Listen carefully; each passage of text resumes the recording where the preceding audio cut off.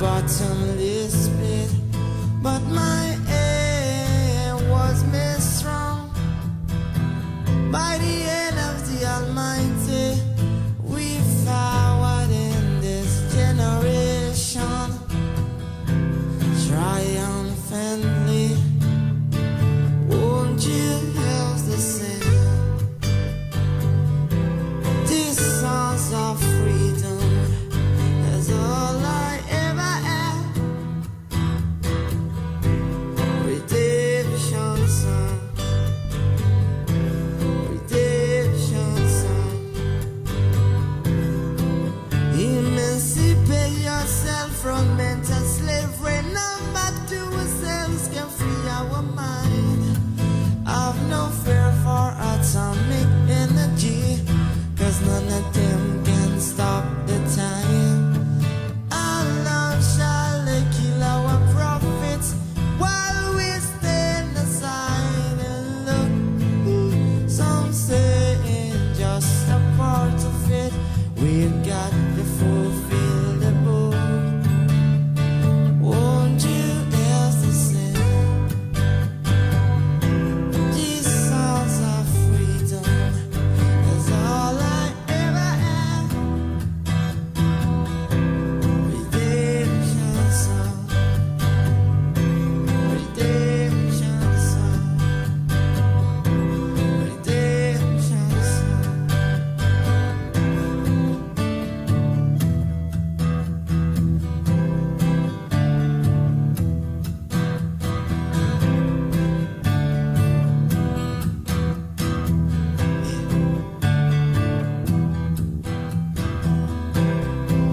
Emancipate yourself from mental slavery. Number two, ourselves can free our mind. Whoa, I've no fear for atomic energy, 'cause none of them can stop off the time.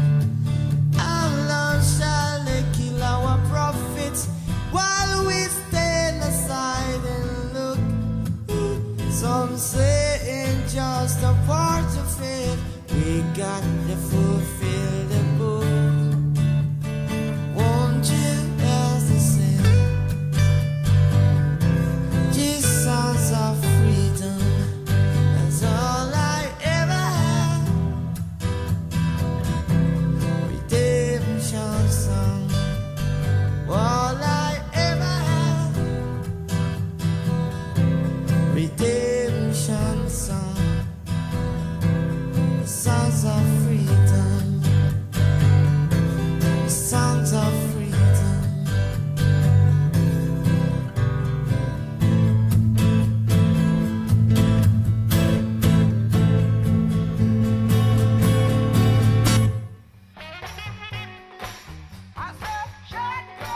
Welcome, David Penn here. You found the Professor Penn podcast. This is episode number 123, Redemption. It's June 18th, I think. Am I correct, Tanner? Good morning. Good morning, David. It Yeah, is- the 18th, 18th. 7:30 p.m. Central Standard Time. Tonight's about redemption. Redemption. That's a pretty potent subject. And let me just say, going into this, you know, the Professor Penn podcast is going to be visited by all kinds of people now who are not necessarily aligned with the idea of bringing balance to material and spiritual, because they don't see the spiritual. So we're going to get people coming in here that are going to be disruptive at some point. I'm sure that it has happened in the past. It could happen again. In fact, Tanner, you might even show me as the administrator how to shut those people out if it gets too out of hand. However, as a general rule, I'm all about dialogue. If people actually want to talk and to discourse and to disagree, that's America. I'm all good with that. And, there's a need for that, a need for people to reach across this chasm that's developed and start to interact with each other. And I'm trying to do it here in Minneapolis, and it's very difficult. I'm trying to talk to people that have no interest in talking. They just have interest in throwing bricks at me. And I mean, at this point, intellectual bricks, And they're not even really intellectual bricks, they're really emotional bricks. I wanna get down to discuss serious issues to try to find common ground here in Minnesota such that we can improve the well-being of the citizens of the state. That's my job as an officer of the party, to represent the people, to bring about good outcomes.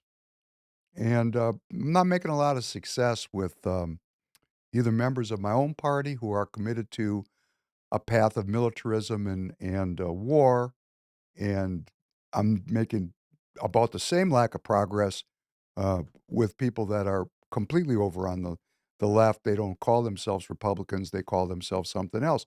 But, we have people in the Republican Party that are really far more aligned with the leftists because they're not informed by any kind of spiritual, uh, dimensions in their, political philosophies.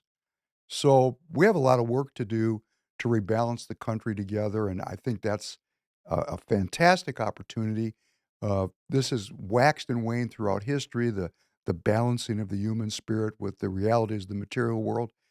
This has waxed and waned throughout history. Nothing new under the sun.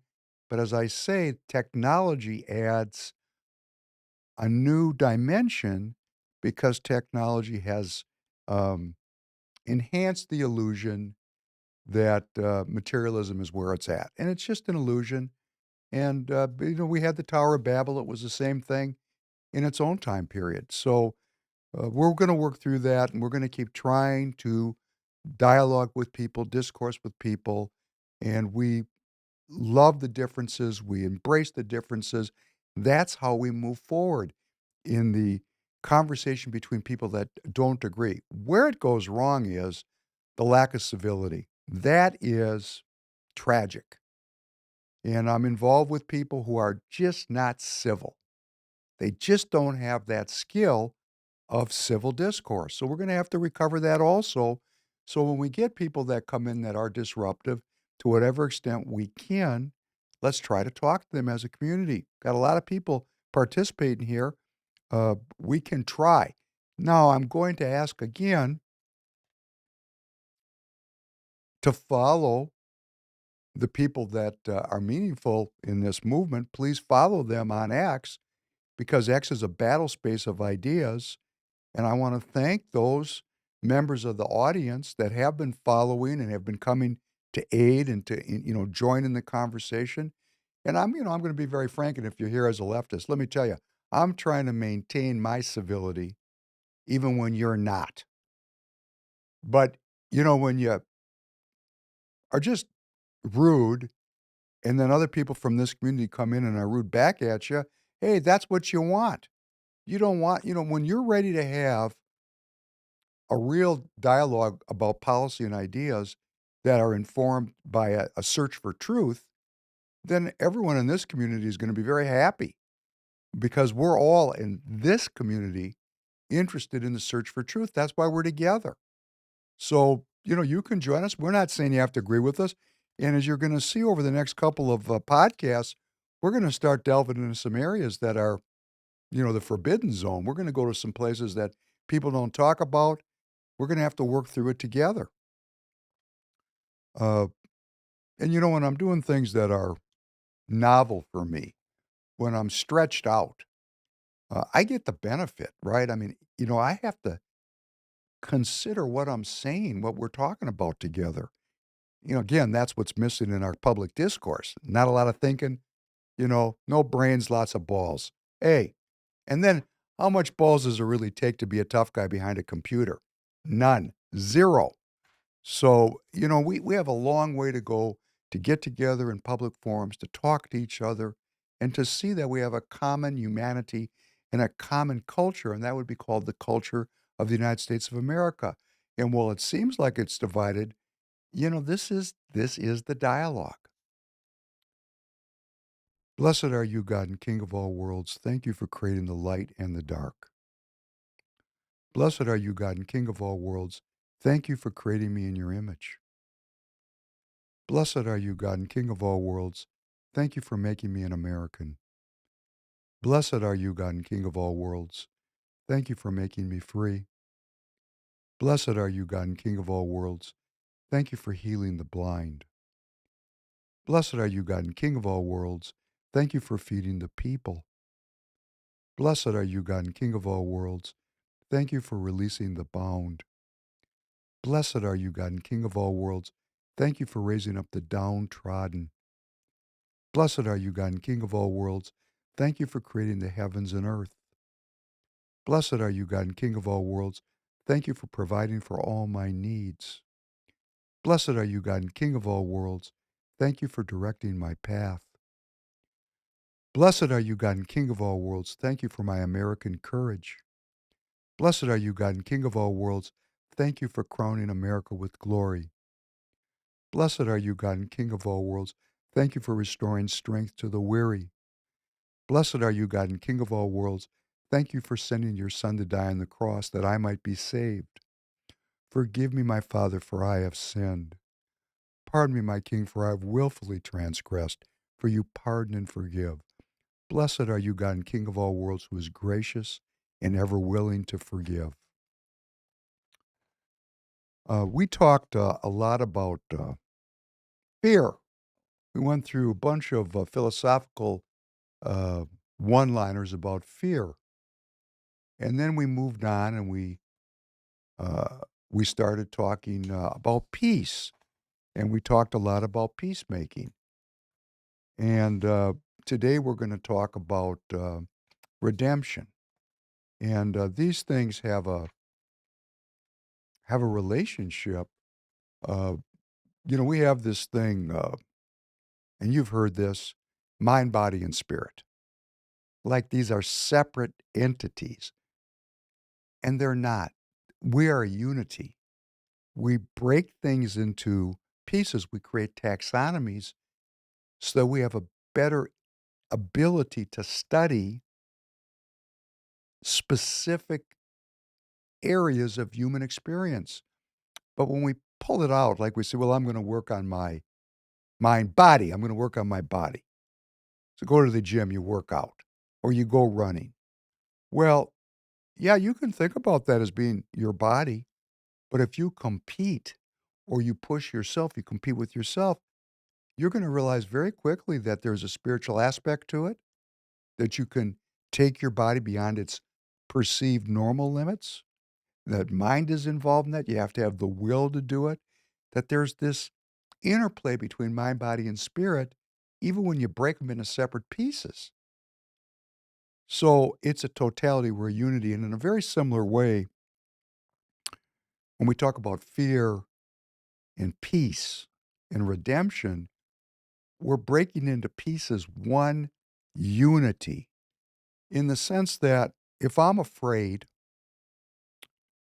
I'm going to react one of three ways, or at least science, or as far as I was up on the scientific literature, had identified that there's fight, there's freeze, and there's flee.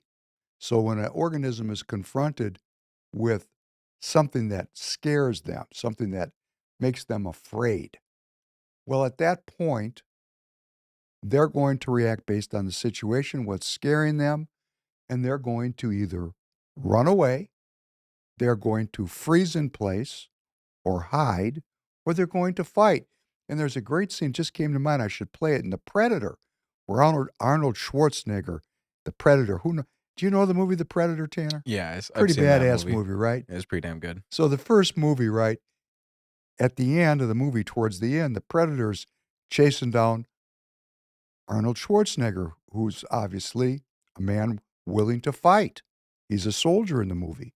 But when he confronts the Predator and he recognizes the Predator has superior skills, that he has to fight asymmetrically, and he notices that when he gets covered in mud, the Predator can't see him as easily, he actually covers himself in mud and hides from the Predator. He hides, he freezes, because he wants to live to fight another day. So it's situational. It's very situational. But organisms run away, or they freeze and hide, or they fight because of the fear response. And if we think about fear, if we're doing one of those three things, it's reactionary, but many, many times in response to fear, we fight. Well, how can we have peace if we're fighting? So you have fear and then you have peace.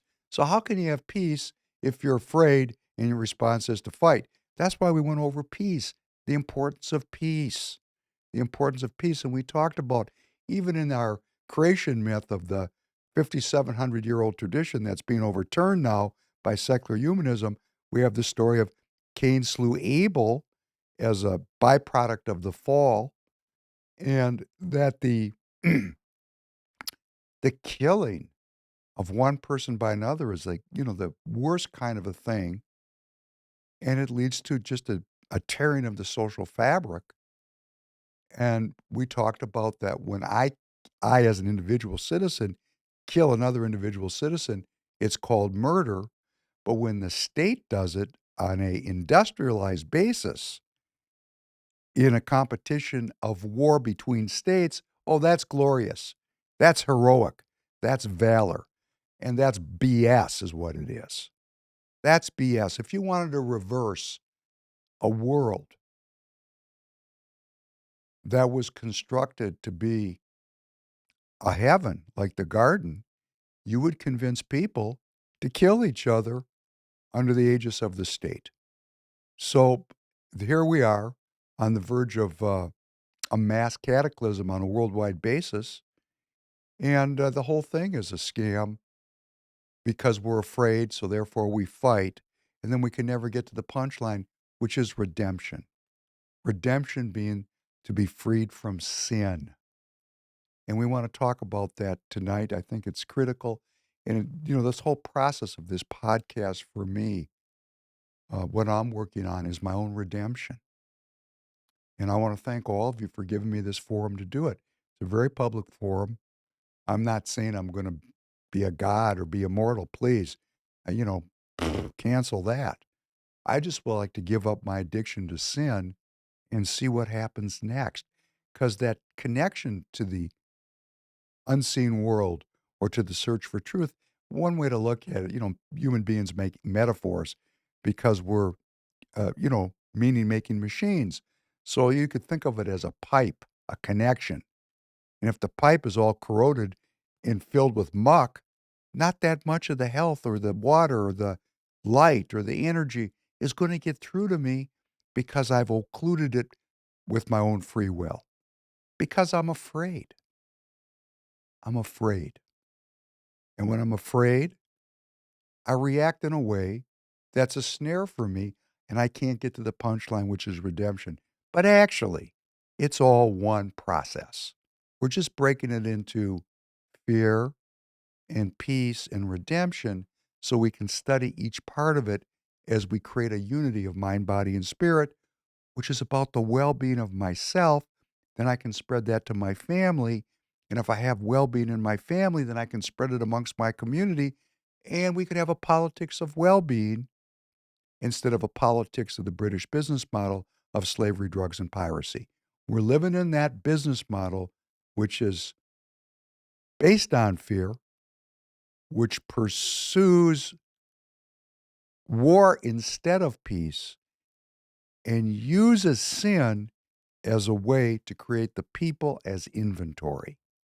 It's an awful place we're living, and it's getting worse. So what's happening is the citizens are rising up throughout the world. Throughout the world, people are seeing this either at a very clear level or intuitive level, and I don't care how they see it, because each one of those visions is just as valid as mine.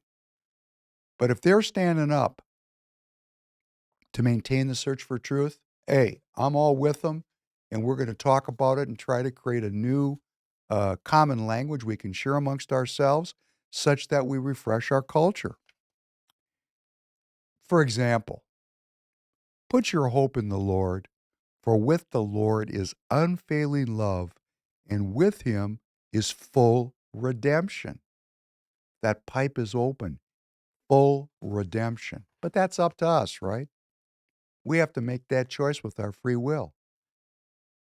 The Lord will rescue his servants. No one who takes refuge in him will be condemned.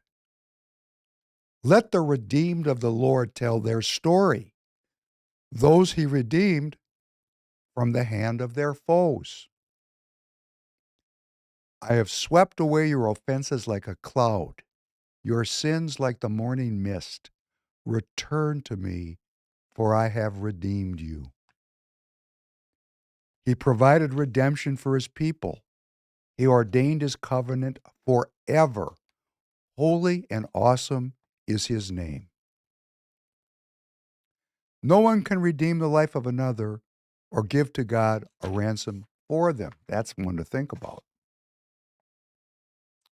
Into your hands I commit my spirit.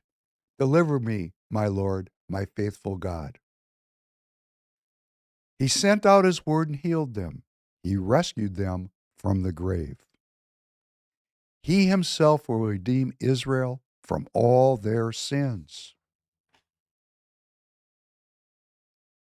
My lips will shout for joy when I sing praise to you, I whom you have delivered. And if you've been around the podcast for a while, I've given some stories. I mean, this really is at the core of it for me. I was delivered. I mean, hey, several times by sickness and by weapon. I've been in a bad spot.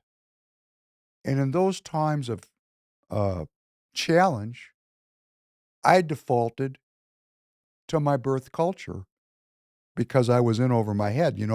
When you can put your feet on the bottom of the swimming pool and your head's above the water, you're not worried about drowning. But when you get out to the deep end and you don't know how to swim, it's trouble in River City. And I've been there several times. In fact, in some senses, I'm there again right now. I am there again, but I don't think of it that way because my faith, my search for truth is much stronger than it was when I was in my 20s and 30s. Because he freed me from my enemies, and his love endureth forever.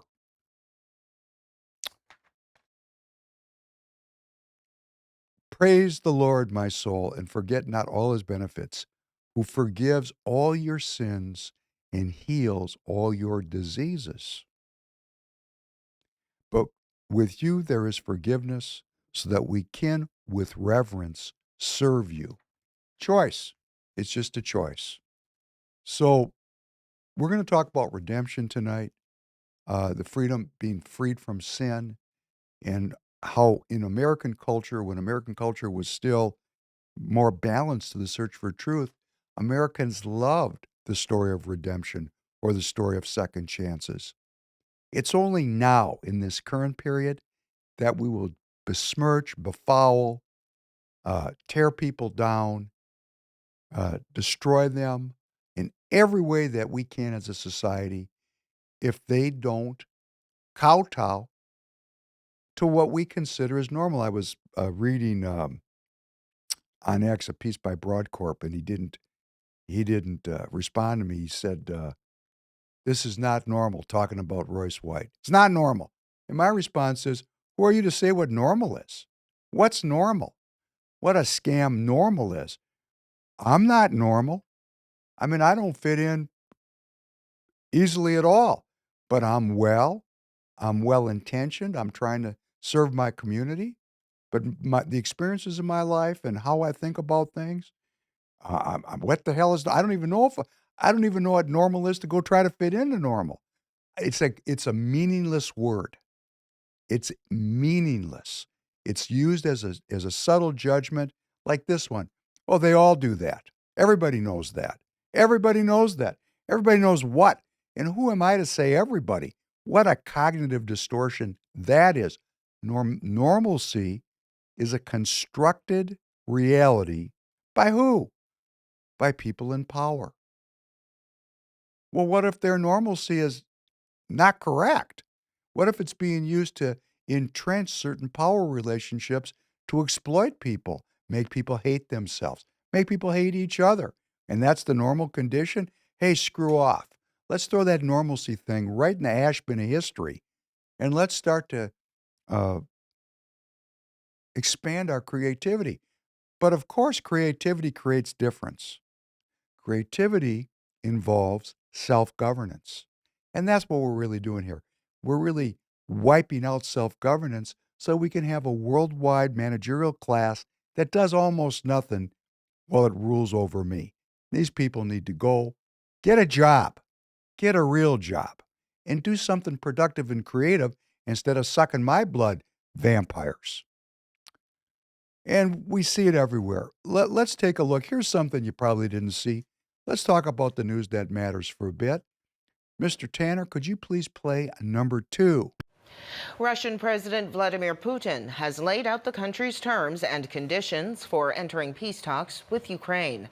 At a Russian Foreign Ministry building Friday, Putin announced Russia would cease fire and enter peace talks if Ukraine dropped its NATO ambitions and withdrew forces from 4 Ukrainian regions claimed by Moscow. Putin went on to say the conditions were very simple, and should Ukraine accept, the Kremlin would at the same minute order to cease fire and begin negotiations. Ukraine has previously stated peace can only be based on a full withdrawal of Russian forces and the restoration of its territorial integrity. Эти условия очень простые. Украинские войска The conditions are very simple. Ukrainian troops must be completely withdrawn from Donetsk, Luhansk, Kherson, and Zaporizhia.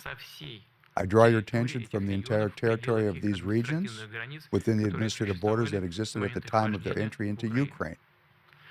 As soon as Kyiv declares that it is ready for such a decision and begins the actual withdrawal of troops from these regions, as well as officially notifies that they abandon plans to join NATO, an order to cease fire and begin negotiations will immediately follow from our side, literally at the same minute. Today we are making another concrete, real peace proposal. If Kyiv and the Western capitals reject it in the same way as before, then, after all, it is their business. They take political and moral responsibility for continuing the bloodshed. Obviously, the realities on the ground, on the line of contact, will continue to change, not in favor of the Kyiv regime, and the conditions for the start of negotiations will be different. I emphasize the main point. The essence of our proposal is not some kind of temporary ceasefire or suspension of fire, in contrast to what the West wants. The West wants to restore Ukrainian losses, rearm the Kyiv regime, and prepare it for a new offensive. I repeat, we are not talking about freezing the conflict, but about its final conclusion. I remind you that it was Washington that undermined strategic stability by announcing its unilateral withdrawal from this treaty on missile defense, intermediate and short-range missile treaty, and the Open Skies Treaty. Together with their NATO satellites, they have destroyed the decades-old system of confidence-building measures and arms control in the European area. Ultimately, the selfishness and arrogance of the Western states have led to the current, extremely dangerous state of affairs. We have come unacceptably close to the point of no return. All that Russia proposes, here's the Ukrainian response, so there is no possibility to find compromise. Putin proposes that Ukraine says it has lost. He proposes that Ukraine give up its territory to Russian Federation and make it legally binding. He proposes that Ukraine give up all its sovereignty. He proposes that Ukraine give up all forms of defense, such as becoming a member of one alliance or another, that it doesn't have its own army, and he proposes that Western countries abolish sanctions against Russia. In other words, Russia says it will not pay for this war. It will not bear any legal consequences of this war. It will not pay for the crimes committed, and it will declare it has won this war. Putin has illegally occupied sovereign Ukrainian territory. He is not in any position to dictate to Ukraine what they must do to bring about a peace. I think, that's exactly the kind of behavior that we don't want to see. We don't want to see a leader of one country wake up one day and decide that he wants to erase borders and annex the territory of his neighbor. That's not the world that any of us want to live in, and so I think he is not in my view, not in a position to dictate to Ukraine what it must do to pursue peace. Thanks for being here today. Thank you, sir. So that's Russian Federation President Vladimir Putin making a public offer of peace. A public offer. And in his speech, as we saw, uh, he demands, and it's a demand. It's like a demand letter, right? That if Ukraine withdraws its forces from the 4 regions annexed by Moscow, allegedly because of a popular vote in those regions, Luhansk, Donetsk, Zaporizhia, and Kherson, then he would order a halt to operations and begin negotiations to end the war. Uh, Putin is saying that Russia's territorial claims must be recognized. He demands that Ukraine never join NATO or obtain nuclear weapons, and he called for an end to Western sanctions on Russia. He's made 4 demands. 4, 1, 2, 3, 4. It was almost immediately rejected by Washington and the rest of the European capitals. And Putin, he was pretty direct. He said, look, I'm trying to create a peace, and if you're not going to join me in this, I'm washing my hands of it. The bloodshed and the problems that are going to come are on you folks. And we're going to talk in a minute, a little bit downstream, about the history of how we got to this spot, because that's critical to understand it from the other street corner. Understanding it from Russia's street corner is just as important from understanding it from our street corner. I mean, forget about countries. If I'm in an argument in the house, in my own house, because it happens, right? You have an argument in your own house, right, Tanner? Yeah. Happens. Yeah. It's not fun, is it? No. No. How are you going to solve that argument if you can't see what the other person is thinking? I mean, if I stay entrenched and I go, I'm right and you're wrong, I'm right and you're wrong. My culture is the truth and your culture is a myth. When I stay in that spot, there's going to be violence. And that would be my will. Now, if I'm interested in peace, because, see, I'm afraid when I'm acting that way. Someone's used the you statement on me. There's an allegation. Whoop! I'm either going to freeze, I'm going to run away, or I'm going to fight. Well, I'm a fighter. So here comes the you statement, and I fight back. And if I stay in that spot of fear, it appears to be strength, but it's actually fear. I'm not going to have peace. And if I'm not going to have peace, how can I free myself from my sins? So here's Putin saying, hey, you know what? This happened. There's a result on the ground. There's a result on the ground. Let's negotiate based on realities, facts on the ground. That's what the Israelis are doing. That's what the West did in Kosovo. So in other words, it's negotiate for me, but not for thee. My culture's the truth and yours is a myth. And as long as we keep doing that, war is going to be the result. And we see it. Macron says France is working to finalize plans to send troops to the Ukraine. I was just arguing with the guy on X yesterday. I'm saying, hey, United States troops are engaged in this. I know for a fact that there's United States military in the Ukraine right now. It's been announced. It was announced by Senator Roger Wicker of Mississippi, for example.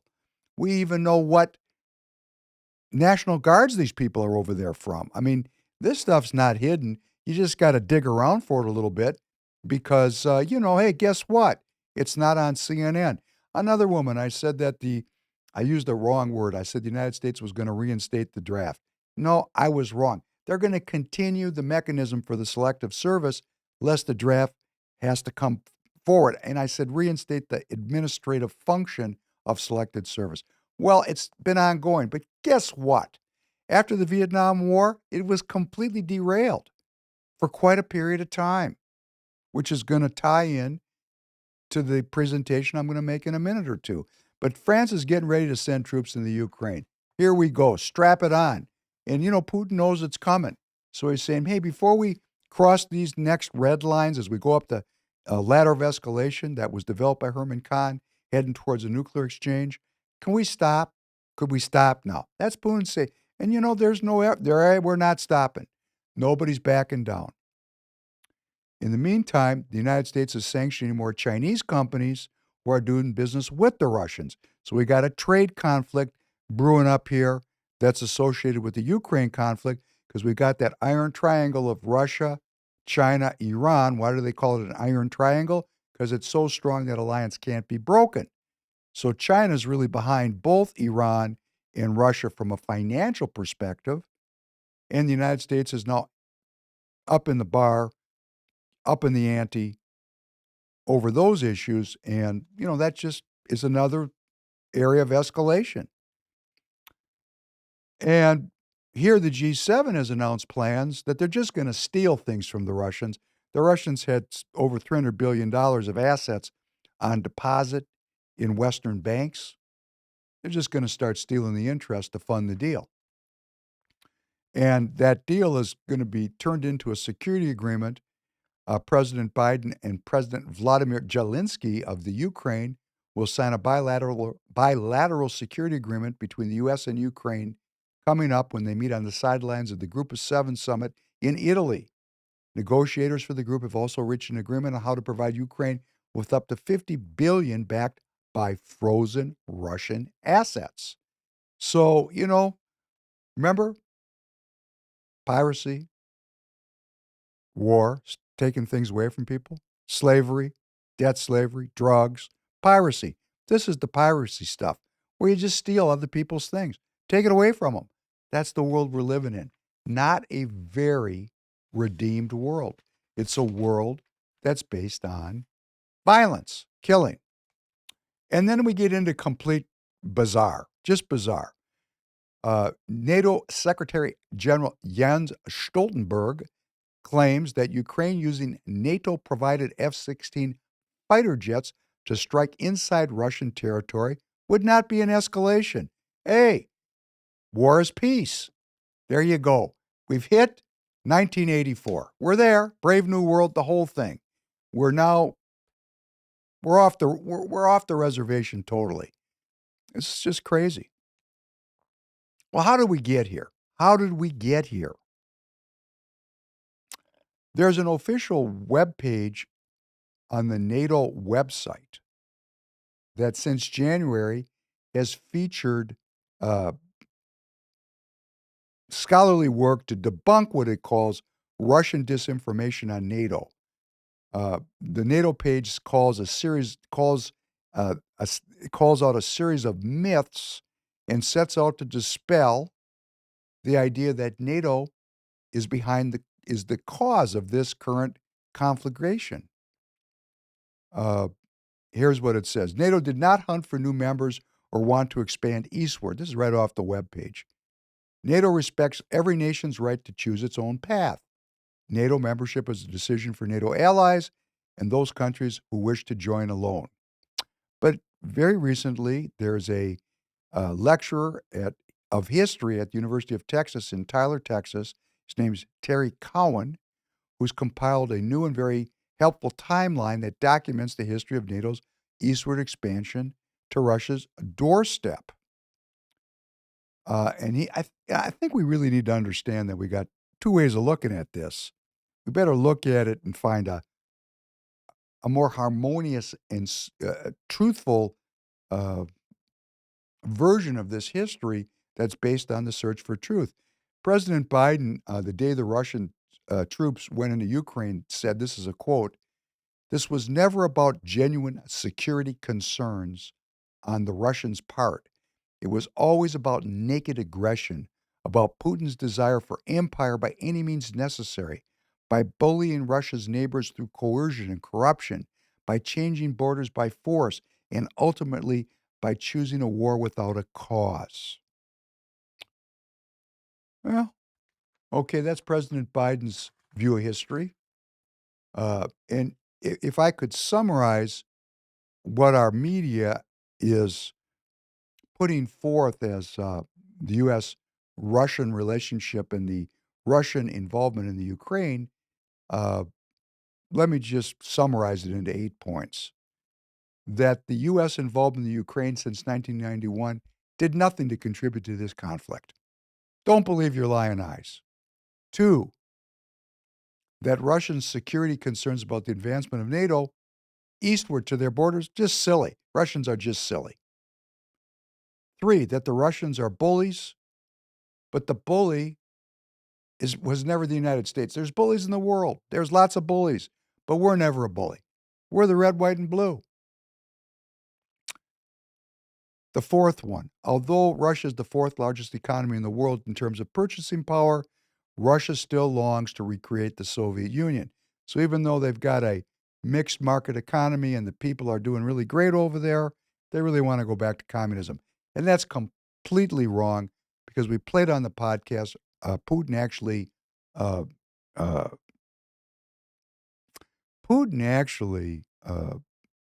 criticized the Bolshevik Revolution and identified it as a hindrance to the development of the country of Russia. So that one's ridiculous. 5, Russia's corrupt. And although their current leader is elected, the Ukraine is not corrupt, although the current leader rules by martial law. So Russia's corrupt, but their current leader is elected. Ukraine is not corrupt, and their current leader rules by martial law. There's a kind of a conundrum, kind of a Gordian knot to sort out. 6, changing border is wrong when Russia does it, but when we do it for humanitarian reasons, it's good. Like moving the Palestinians out of Gaza. It's good. 7, no action by the West or Ukraine over 8 years against Russian speakers in the Donbass region that resulted in 14,000 deaths. That provides no justification for any of Russia's actions. And if you wanted to summarize the first 7 with number 8, Russia's bad and we're good. Hey, that makes it simple, doesn't it? When we just objectify an enemy and say they're bad, let's go kill them. There you go. That's our official narrative.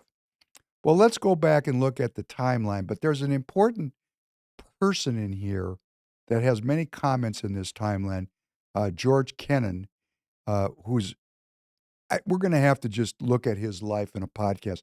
This guy is, first of all, he lived to be 100. So if you're pumping gas at a gas station and you live to be 100, hey, you're a special person, for sure. But this guy lived to be 100, and he was at the center of everything.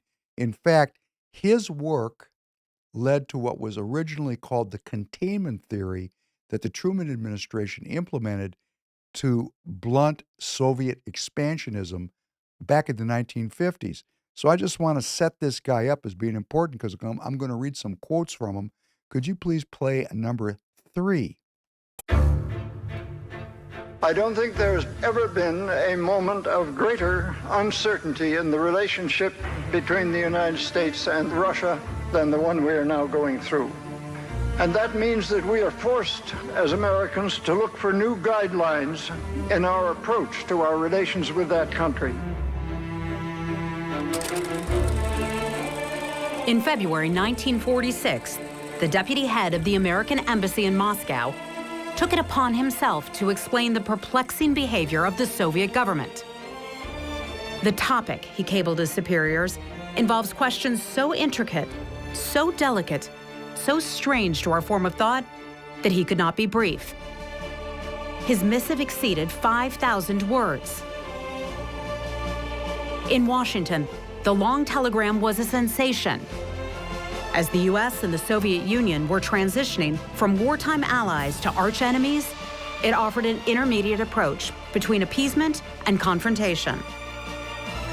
And although its author became the architect of American Cold War strategy, he remained an outsider who for half a century was one of the most outspoken critics of his country's foreign policy. Next on a special episode of Great Decisions, That's good, thank you. Father of Containment. So we're going to have to go over George Kennan in future podcasts. But going back over how we got to where we got, you could say the starting point was 5,000 years ago. But let's just start in 1975. There was something created in 75 called the Helsinki Accords, and those accords outlined a common framework for European security. This was during the Soviet Union period. In 1987, when the Soviet Union still held sway in Europe, George Kennan wrote, quote, "Were the Soviet Union to sink tomorrow under the waters of the sea, the American military-industrial complex would have to go on substantially unchanged until some other adversary could be invented. Anything else would be an unacceptable shock to the American economy. Let me read it again, because we've talked about this, slavery, drugs, and piracy. This is a very learned man who was intimately involved in the crafting of U.S. foreign policy vis-a-vis Russia, and he was actually ambassador to the Soviet Union at one point. He wrote, "Were the Soviet Union to sink tomorrow under the waters of the ocean, the American military-industrial complex would have to go on substantially unchanged until some other adversary could be invented. Anything else would be an unacceptable shock to the American economy." And we've been talking about this, that we're living by the sword and dying by the sword, that what we really do well in the United States of America is kill other people. That's our great strength. And what a strange way to live. What a terrible energy to give to my children, because those that live by the sword will die by the sword. In 1989, Gorbachev released a plan to demilitarize Europe by disbanding both the Warsaw Pact and NATO. Because 89, that's when, the Soviet Union started to disintegrate. The United States rejected that offer and instead proclaimed the universalism of the liberal democracy as the foundation for a common Europe. The post-World War II democratic liberal order. What we're living in right now, also known as the New World Order, a secular, technological, scientific way of addressing the existential problems which face every living soul. The removal of 5,700 years of culture and its replacement with the post-World War II Democrat liberal order, the New World Order. The Malta Summit also that year negotiated an end to the Cold War. Russia would not use military to suppress democracy movements in Eastern Europe. Russia agreed to the unification of Germany. The United States, that would be the Dark Lord, the Dark Sith Lord, that'd be George Bush H.W., the senior, and his Secretary of State, James Baker, promised NATO would expand, quote, not 1 inch eastward. These promises were not only made by Bush and Baker, but by Hans-Dietrich Genscher, who was the West German foreign minister, Helmut Kohl, Robert Gates. Robert Gates, he had a long period of time when he was influential. Francois Mitterrand, who was the president at that time of France. Margaret Thatcher, who was the prime minister of England. Douglas Hurd, John Major, Manfred Warner, many luminaries. 1990, a charter of Paris for a new Europe. This was when the Soviet Union was coming undone, based on the Helsinki Accords. Sovereign equality with no dividing lines to preserve the principles of NATO, and NATO would have to remain as the status quo power. 1994, Organization for Security and Cooperation in Europe translated Helsinki Accords and the Charter of Paris into an actual security organization. Guess what? It was dismissed by we the people. 1994, the United States began to pursue NATO expansion under the old slogan, Europe whole and free. The West failed to transform itself after the end of the Cold War. It became fundamentally militaristic with the assumption of superiority considering Russia's weakness. 94, President Clinton advocated this as an alternative to NATO expansion, what they called the Partnership for Peace. Clinton was talking out of both sides of his mouth, said Russian President Boris Yeltsin. And Yeltsin saw this as the beginning of a new split in Europe. Secretary of Defense at that time, William Perry, argued against the expansion, but was met with the response of, who cares what the Russians think? They're a third-rate power. In other words, let's walk over the top of them.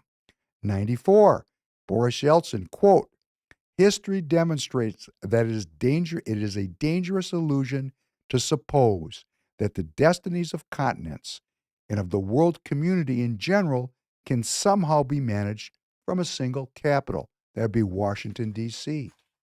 1995, 20 former U.S. officials write an open letter opposing NATO expansion, quote, convincing most Russians that the United States and the West are attempting to isolate, encircle, and subordinate them rather than integrating them into a new European system of collective security. 1996, President Clinton, quote, we keep telling old Boris, okay, now here's what you got to do next. Here's some more shit in your face. Leave that in there because that's a quote from Bill Clinton. Bill Clinton's still alive.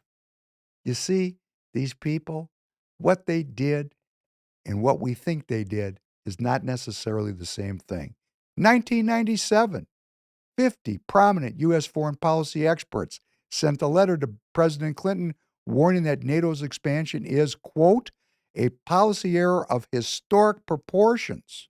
And here's George Kennan, the aforementioned brilliant George Kennan, quote, expanding NATO would be the most fateful error of American policy in the entire post-Cold War era. Why, with all the hopeful possibilities engendered by the end of the Cold War, should East-West relations become centered on the question of who would be allied with whom and by implication against whom? 97, Ambassador Jack Matlock argued that Washington repeated the same mistake made at Versailles in 1919 by excluding Russia and establishing a security order that would perpetuate the weakness of Russia. That's the U.S. ambassador to Russia. Oh, here's a great one, 1997. A future Secretary of State, Madeleine Albright, quote, if Russia doesn't work out the way we're hoping it will, NATO is there. Oh, thank you, Madeleine. Former Secretary of State James Baker warns in 97 that the purported need for an insurance policy of NATO could become a self-fulfilling prophecy. Quote, the best way to find an enemy is to look for one, and I worry that this is what we are doing when we try to isolate Russia. Ambassador Jack Matlock, again in 97, quote, may well go down in history as the most profound strategic blunder made since the end of the Cold War. And here comes the other side. Zbigniew Brzezinski, quote, this is 1997. I want you to see how long these people work on these dark plans.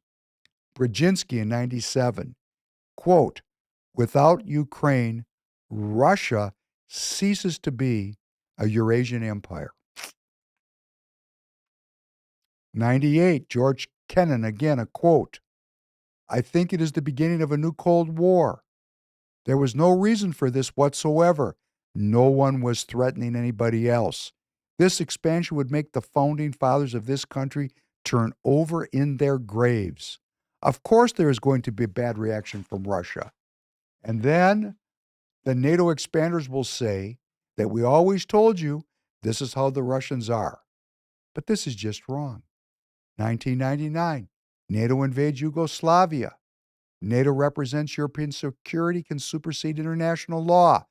Henry Kissinger warns that this transformation of NATO from a defensive alliance into an offensive alliance contradicted our repeated assurance to Russia that they had nothing to fear from a NATO expansion.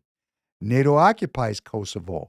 NATO obtains a UN mandate to occupy the Kosovo region of Yugoslavia under the specific condition of upholding Yugoslavia's territorial integrity. Wow. 2001. The United States announced that it would unilaterally withdraw from the 1972 AMB Treaty to develop strategic missile defense as a, quote, preemptive counterforce capability against Russia and China. Then we had 9/11. 9/11, the towers came down, and Vladimir Putin is the first foreign leader to contact George W. Bush. He offers sympathy and support, and Russia provides important intelligence and a logistical network of support for the invasion of Afghanistan. Wow. 2004, color revolutions. How did we get where we're at on the verge of a nuclear war? Who's really aggressive here? Who is the aggressor? And who is the sufferer of that aggression? 2004, the color revolutions. The United States promotes successful coups around Russia's periphery, the Ukraine and Georgia, the Orange Revolution in Ukraine. Popular demands for democratic reforms and tackling of corruption were hijacked by international NGOs. Quote, an American creation, a sophisticated and brilliantly conceived exercise in Western branding and mass marketing, a postmodern coup d'etat, a CIA-sponsored Third World uprising of Cold War days adopted to post-Soviet conditions.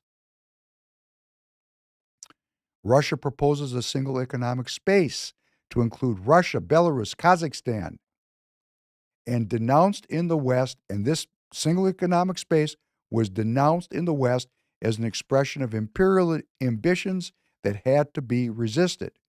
2005, the Common Spaces Agreement committed both Russia and the EU to preventing new dividing lines and encourage regional cooperation. 2007, the Munich Security Conference. Putin summarizes Russians' concerns about, quote, one center of authority, one center of force, one center of decision-making, that NATO has put its frontline forces on our borders. Against whom is this expansion intended? 2007. It's almost 20 years ago. 20 years ago. We've got to know our history. We got to, this stuff is hard to find.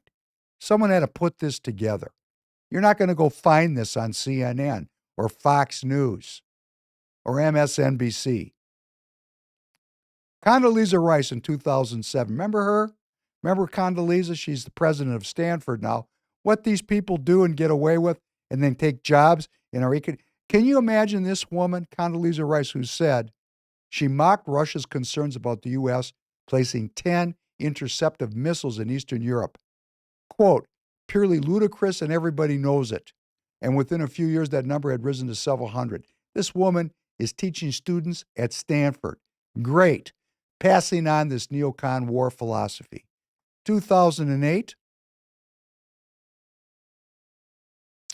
Ambassador William Burns, Ambassador to Russia, William Burns, quote, not only does Russia perceive encirclement and efforts to undermine Russia's influence in the region, but it also fears unpredictable and uncontrolled consequences which would seriously affect Russian security interests.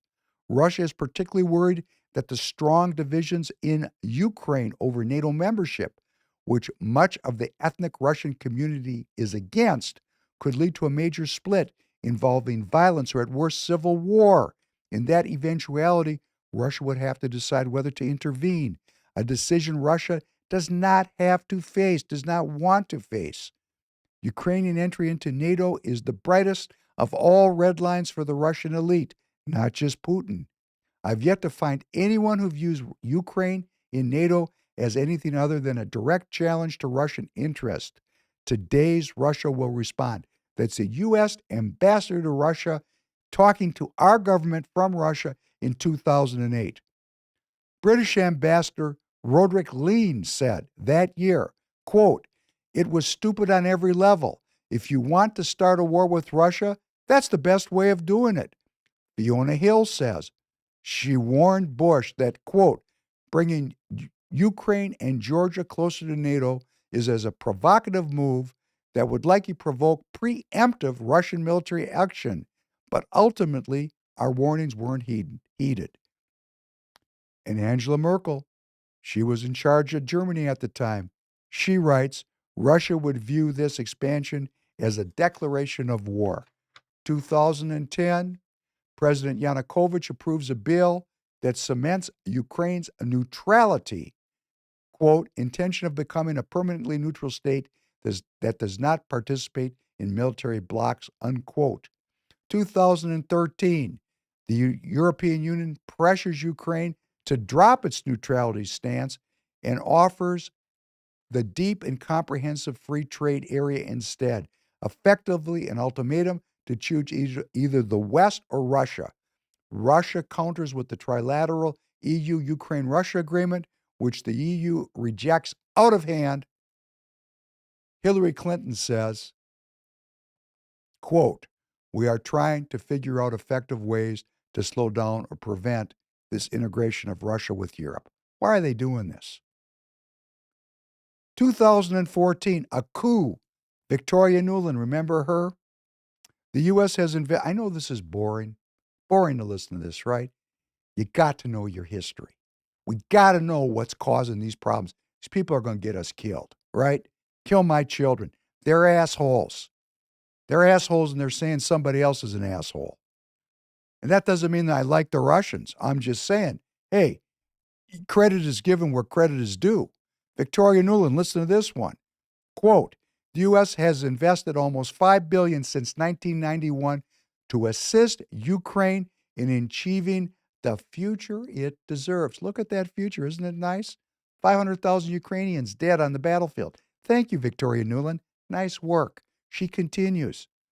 Nuland was also caught deciding, we played it here on the podcast, deciding who should be in the new Ukrainian government and who should be kept out at a time when Yanukovych was still the lawful president of the Ukraine. This was the most overt coup d'etat in history. Quote, "In 2014, the United States backed an uprising in its final stages, a violent uprising against the legitimately elected Ukrainian government of Viktor Yanukovych, which was pro-Russian." Okay, great. Here we go, 2014. Vladimir Putin, quote, "They cheated us again and again, made decisions behind our back, presented us with completed facts. That's the way it was with the expansion of NATO in the East, with the deployment of military infrastructure at our borders. They always told us the same thing. Well, this doesn't involve you." He continues, "After the revolution, the Bolsheviks, for several reasons, may God judge them, added large sections of the historical south of Russia to the Republic of Ukraine. This was done with no consideration for the ethnic makeup of the population, and today these regions form the southeast of Ukraine. Then in 1954, a decision was made to transfer the Crimean region to Ukraine, along with Sevastopol, even though it was a city of Union subordination. This was the personal initiative of the Communist Party, headed by Nikita Khrushchev." He's going, why did they do that? Henry Kissinger says that year, 2014, quote, "If Ukraine is to survive and thrive, it must be neither side's outpost against the other. It should function as a bridge between them. Any attempt by one wing of Ukraine to dominate the other, as has so often been the pattern, would eventually lead to a civil war or to the breakup of the country." Okay, so Putin goes into the Crimea, and 75% of the Ukraine's naval personnel defect to Russia or quit the Ukraine Navy. Wow. Okay, 2015. Here's Mikhail Gorbachev. 2015, quote, "NATO's eastward expansion that destroyed the European security architecture as it was defined in the Helsinki Final Act of 1975. The eastern expansion was a 180-degree reversal, a departure from the decision of the Paris Charter in 1990, taken together by all the European states to put the Cold War behind us for good.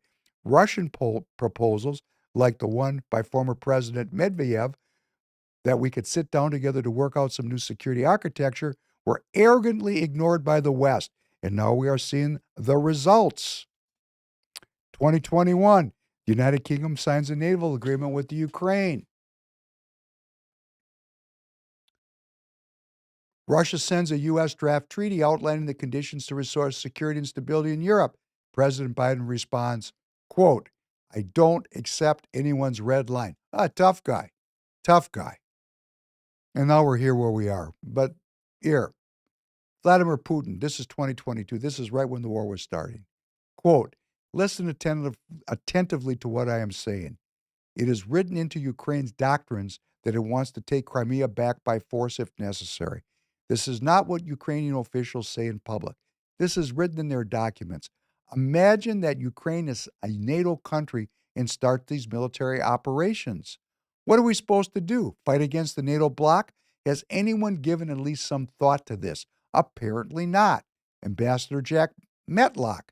The war might have been prevented, probably would have been prevented if Ukraine had been willing to abide by the Minsk Agreement, recognize the Donbass as an autonomous entity within Ukraine, avoid NATO military advisor, and pledge not to enter NATO. And this goes on and on. Here's Biden. Quote, this was never about genuine security concerns on their part. It was always about naked aggression. Listen to what this guy thinks, or at least what he's told to say, about Putin's desire for empire by any means necessary. You know? And here's this same guy, Mr. War is Peace, NATO Secretary Jens Stoltenberg. Quote, weapons are the way to peace. Really? Really? I could go on and on. Anyhow, there's a brief overview which you need to study. I think each one of us needs to take a look at this and see it for themselves. We need to see this for ourselves. We need to see this for ourselves. We just do.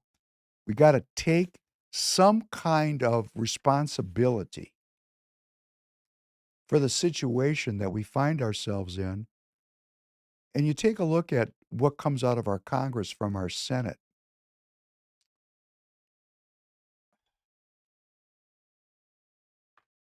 We have an election season now.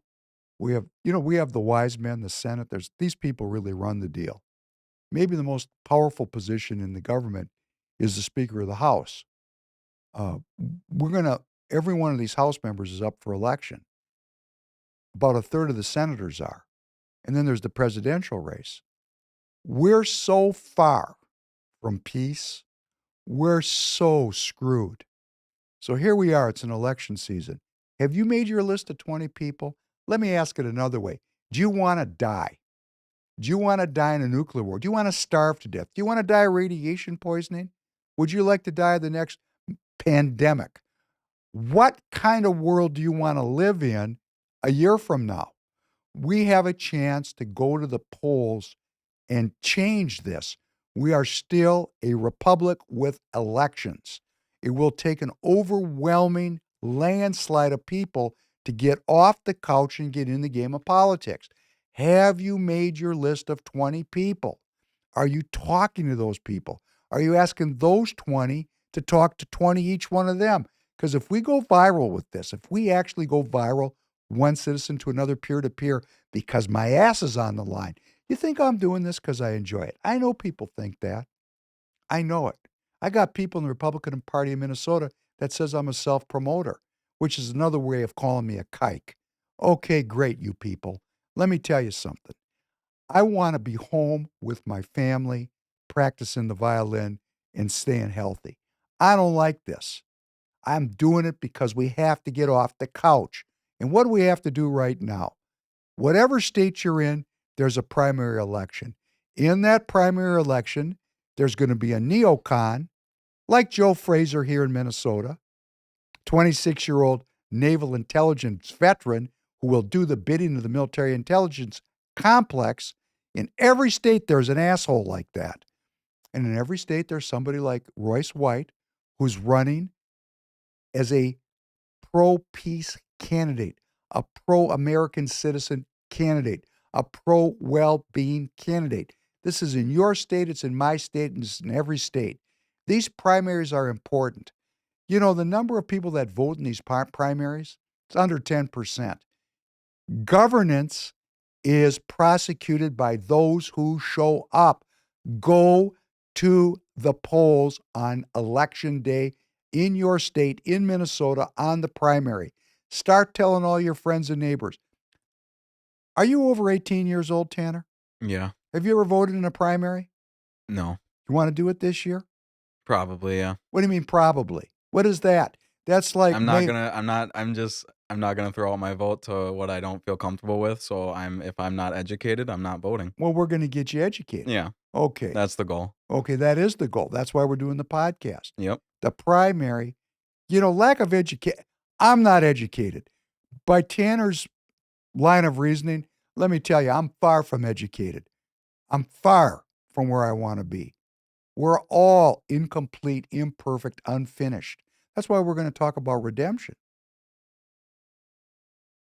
But if we don't go to the polls in these primaries and vote for peace, we're not going to get a chance to be redeemed because we're not going to be alive. We're going to have a war. They're taking us to war. Got to go to the polls. Got to tell all your friends and neighbors to go to the polls. You got to make your list of 20. We got to get people to the primaries. If you're in Minnesota and you're an officer of the party and you're watching this, can you get your BPOU members, contacting everybody you know, and get them to the polls? That's our responsibility, to turn out the vote. Let's actually take it seriously if we want to live, because we want second chances. We want second chances. So no matter how far off the rails we've run since 1913, and boy, have we gone off the rails, because we've been preserving the New World Order, the post-World War II Democrat liberal order, instead of the United States of America. It's 1946 we preserve, not 1776. And boy, are we losing it here.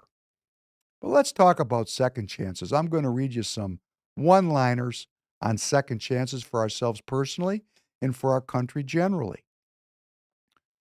Success lies in one's ability to learn from our mistakes. Okay, we know that. That's clear enough.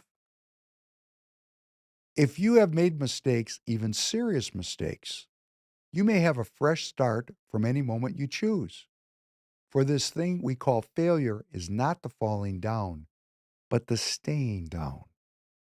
It's not about getting knocked down. It's about getting back up.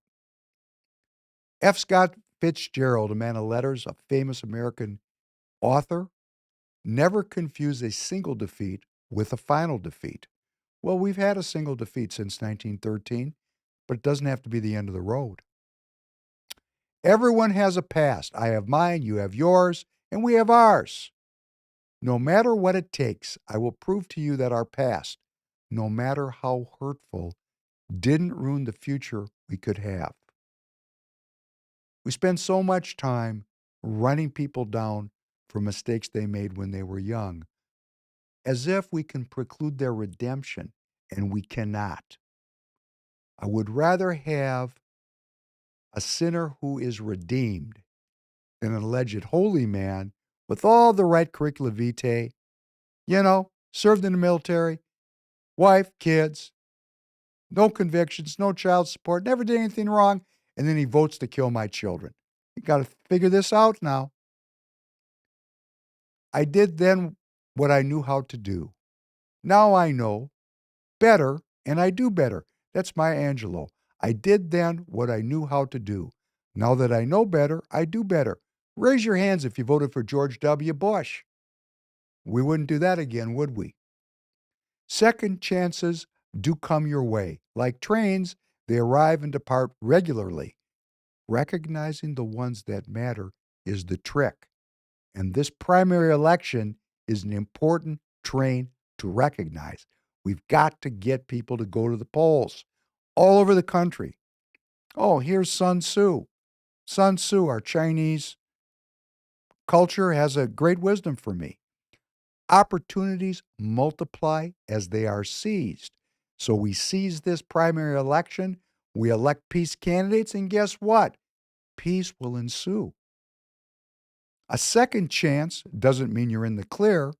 In many ways, it is the more difficult thing, because a second chance means that you have to try harder. You must rise to the challenge without the blind optimism of arrogance and ignorance. Oscar Wilde, this is a great one. The only difference between the saint and the sinner is that every saint has a past and every sinner has a future. I'm going to read it again because it's so beautiful. The only difference between the saint and the sinner is that every saint has a past and every sinner has a future. Abraham Lincoln. I have always found that mercy bears richer fruits than strict justice. We love second chances. We love it. We used to love it. Of course, now, because we're so material, it's one and done, right? Out the door they go. But we used to love them. When I was a kid, we loved the second chance stories. Albert Einstein, He didn't speak until he was 4. He didn't read till he was a 7. But he went on to win the Nobel Prize. Thomas Edison, great inventor. Teachers told Edison he was too stupid to learn anything. And then he made over 1,000 efforts to invent the light bulb. And he did it, and hey, guess what? Lights, let there be light. Michael Jordan, he was cut from his high school basketball team.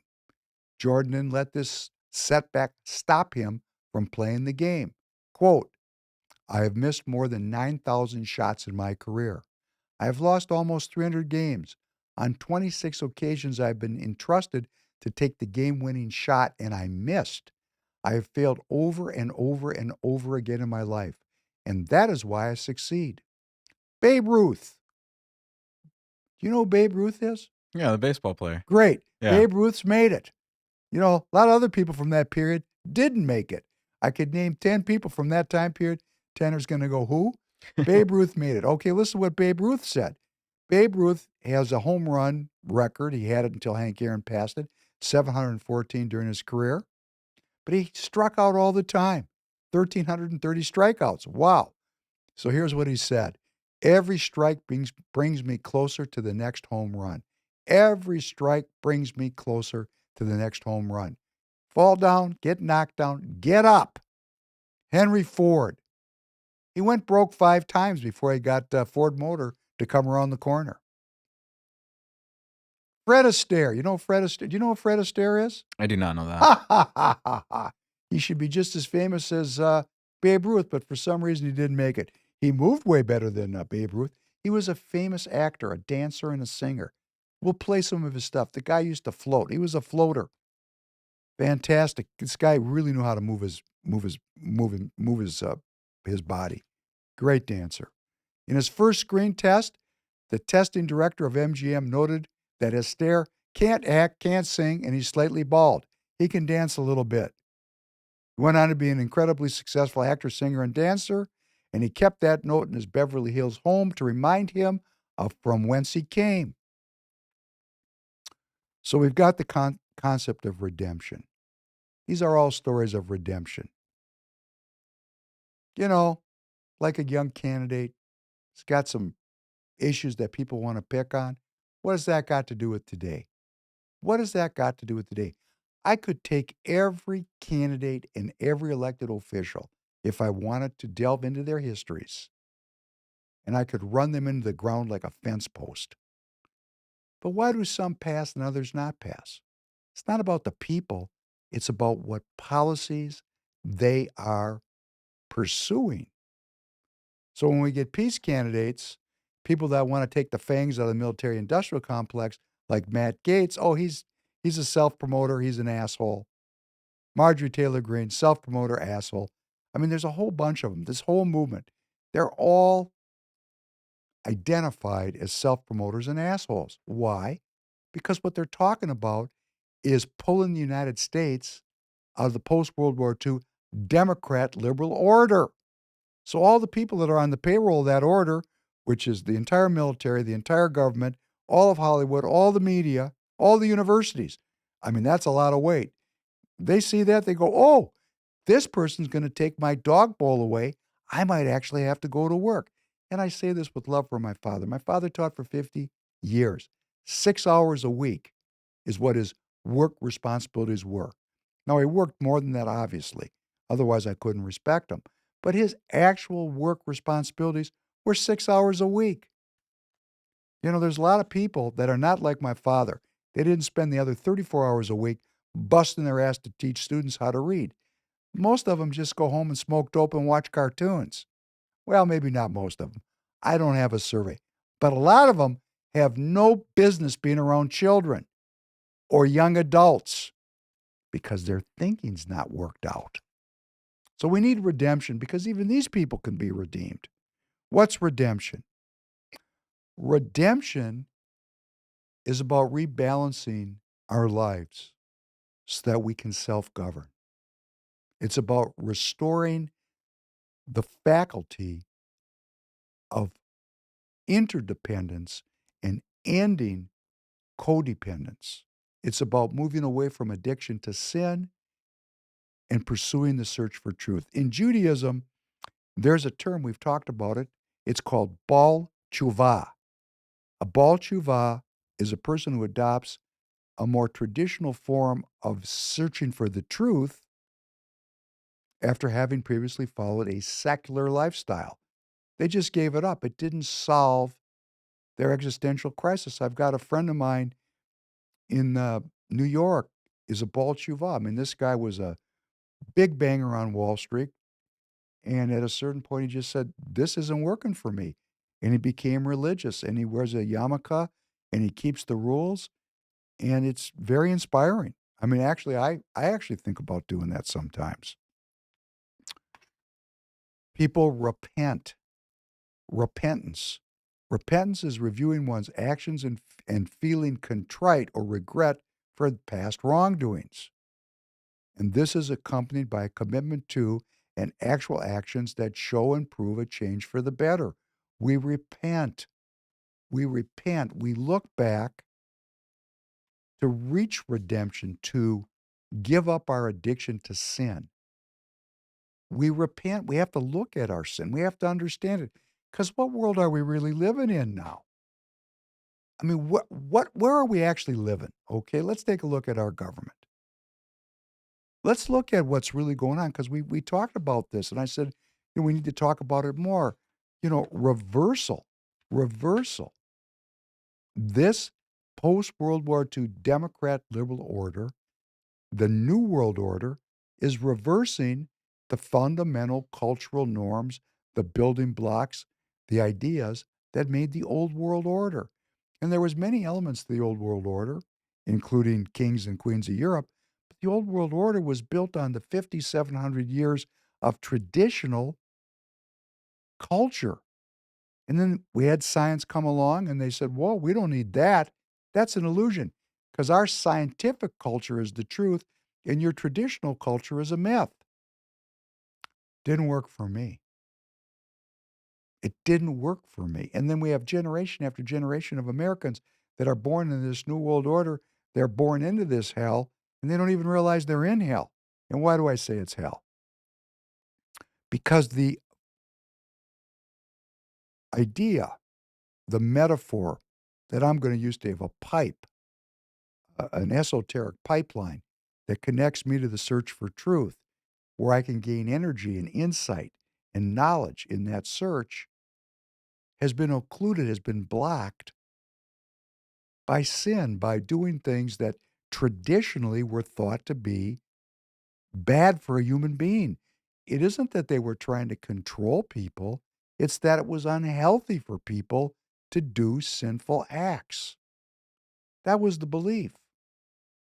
Now, is it culturally destructive? Individually destructive? Is it individually destructive that we have legalized drug use throughout the country and growing state by state? Is that individually destructive? Are certain sexual norms now that have been violated uh, and created a completely different kind of uh, focus on sexuality, which is non-traditional, of which I am certainly a victim of, coming of age in 1973, unbalanced, unrighteous, unhealthy. Well, what would be unhealthy about it? How about just sexual diseases like hepatitis? We don't even have to go into the quote unquote sexual diseases, but hepatitis spreads, and there's different kinds of hepatitis, but the most serious version of it, which leads to liver cancer, frequently is spread by the sharing of needles and intravenous drug use and through sexual relations. I mean, there were rules there that were there for a reason. They were a guideline on human behavior because over thousands of years, humans figured out that, whoa, that doesn't work so good. Like killing each other doesn't work so good. So the process of redemption is both individual and collective. It's collective in the sense that we've got to do it individually. Redemption is to become free. To become free is to be able to self-govern. If I adopt, if I return, if I'm a Baal Tshuva, And I return myself to agreeing to a set of traditional values, and I can self-govern out of that search for truth and out of that study. I don't need an oppressive government to rule over me. And, if you want to talk about slavery, drugs, and piracy, creating human beings as inventory as they go down along the assembly line of life, let's just get them hooked on a bunch of things that are bad for them. Starting with food, and then drugs, and then sex, and then lying and cheating and stealing, and all the things that we could legitimize, like in California. Petty crimes aren't even prosecuted. We've heard that. We know that's true. What are we doing when we do that? Are we really helping the person who's committing those crimes that are no longer crimes? Or are we making sure that they're never going to search for truth? They're never going to be able to self-govern. We have a self-governing culture that's being destroyed, being reversed step by step, very systematically, very systematically. And when you try to talk to people who were born into this New World Order, who don't know anything about the search for truth, they believe that their choices are the truth. And they believe the traditional culture is a myth. Well, the traditional culture has a mechanism of repentance. We don't believe that these people's lives are myths or that these people are bad. We believe that what they're choosing to do isn't good for them. We need to talk about how we're going to do this, how we're going to see our culture, America, so that we're inclusive and so that we're uniting people that truly choose to search for truth. Because if we don't spread that ideology, that traditional culture among the members of our society, the New World Order is just going to keep picking up steam.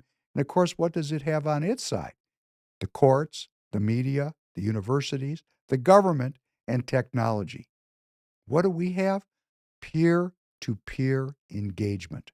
What we have is peer-to-peer. All we have is talking to each other. That's all we have. Your list of 20 people. All we have is our own commitment to the search for truth. If we don't do it for ourselves, how can we talk to anybody else about it? I can sit here and give testimony to it because I've spent my lifetime doing it, and I know it works for me. And if it works for me, well, why wouldn't it work for you? Well, because there's some skill to it, which is one of the reasons why we're doing the podcast. This isn't like, oh, I'm redeemed. No, it takes some work. It takes some thinking. I was, at the club with my stepson. I want to tell this story. It's Father's Day. I got a stepson. And I've always been very respectful of this stepson's father because he has a well-functioning father.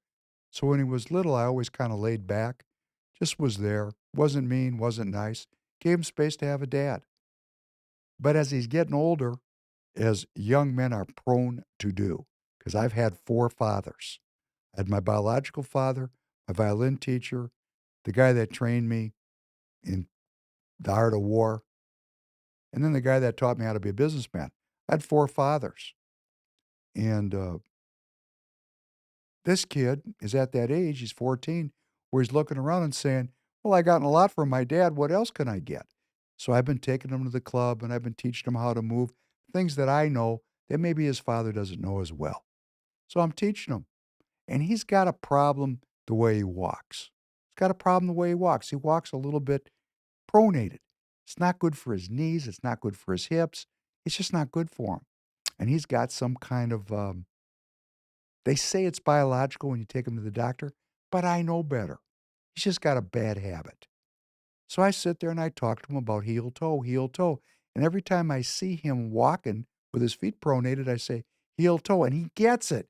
He gets that he can be redeemed if he stays conscious and mindful of his movement. And he knows I'm doing it from a very loving place. I'm not judgmental about him. He knows I love him because I want to love him the way I want him to love me. I want to love my neighbor as I want my neighbor to love me. It's the second great commandment. So I get and he gave me this beautiful, beautiful Father's Day card. And it said, Happy Father's Day to the man who's teaching me how to be a man. And I go, wow, that's so touching. Well, we need to do that one for another. I have a mentor right now. I can't mention his name. He came into my life. He's so close to me. He's younger than me, but he's better at a lot of things than I am.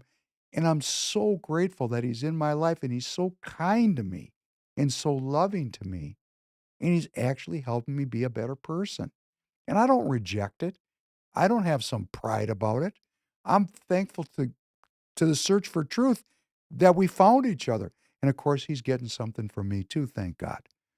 So we can reproduce this idea, love your neighbor as you want your neighbor to love you, and start to work with people, our lists of 20 people. We can't be afraid to talk to people about what we believe. We must have peace so that we can go out and present that idea to people such that we can all, as an American society, be redeemed, to give up our addiction to sin, both individually and collectively. So when we see stories that run candidates into the ground, let's look at what ideas that they're pursuing. What is their search for truth? Why is the system so interested in destroying them for things that they may have done 10 years ago, 20 years ago, 30 years ago? Why would the system seek to destroy people, to character assassinate them? Let's look at the totality of these candidates. And I'm going to say for myself personally, $35 trillion of debt, an open border in an endless war brought to me by people with unimpeachable personal histories. What a scam is that? Outside beautiful, inside ugly. I'd prefer outside ugly, inside beautiful. Because we all touch this world. We all touch the temptations of this world. We all have free will, and I have chosen wrongly so many times. That's why I say that prayer. And I'm going to say it again right now because it's for all of us. Forgive me, my Father, for I have sinned. Pardon me, my King, for I have willfully transgressed. For you, my God, pardon and forgive. Blessed are you, God and King of all worlds, who is gracious and ever willing to forgive. Let my model be a creator who is ever willing to forgive and not a media that is quick to run people down and prevent them from an opportunity at redemption. Because I need redemption. I hope that I'm not saying anything that is triggering, but I presume you need redemption because I'm not a perfect person. Tanner, do you need redemption? Always. I don't know. That's it. This is a really good topic for me just because, I've made mistakes in my life and the best advice my mom gave me was you can't change what you've done, but you can make sure what you can do moving forward. And that's what we want from our elected leaders. We've gone down a rat hole here in the United States of America, but in an election cycle, if we can go to the polls in the primaries and the general and vote for peace, peace we shall have. I have a beautiful son with a beautiful name, Jacob Penn. It's named after my grandfather, the religious grandfather that I had that taught me the search for truth. And Jacob's gone through a very difficult time in his life. Terrible. This kid has had his legs kicked out from underneath him, both personally and professionally. He's being forced to almost reinvent himself. And he's so aware of my firmness about not wasting time on frivolous things that he's not even talking to me very much because he's going through a mourning period in his life. But out of suffering and pain comes some fantastic art. And my son, I taught him, I remember so clearly teaching him how to play music. I gave him 2 pencils, and I told him to drum the piano as I played the piano when he was like 2, 3, 4 years old. And this kid is going farther with music than I went, and he sent me a track that's so cool. I've been telling him for 10 years, all you need is 3 singers and a lead, and you're gonna be one of the greatest producers ever because this kid's got it. He can sell the idea of music to an audience, as can my stepson, who's also a monster, who I'm also getting to work with. I don't know why, but man, it's a thrill for me. So let's go out with a short track that Jake sent me that he just composed, and I wanna thank you for joining, and I wish you well-being. I wish you to be, uh, free from fear, full of peace, and seeking redemption. On that note, I look forward to seeing you, God willing, on Thursday night. Thank you very much. Have a good night, everybody.